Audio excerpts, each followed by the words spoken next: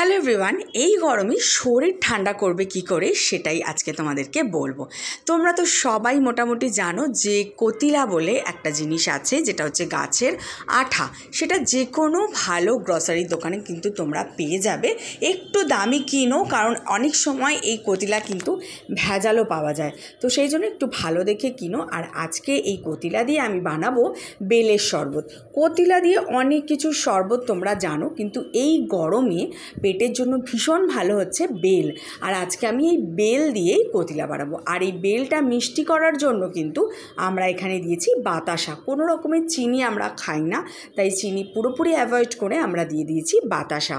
আর একটা কথা বলে রাখি, যদি মনে করো একদম কোনো তামঝাম করবে না, তাহলে কিন্তু লেবুর শরবত, নুন, লেবু দিয়ে কিন্তু এই কতিলা দিয়ে খেতে পারো। আর একটা কথা বলছি, সকালবেলা উঠে আমি যেরকম করি ছাতুর শরবত লেবু দিয়ে গুলে কতিলা দিয়ে খেয়ে নিই।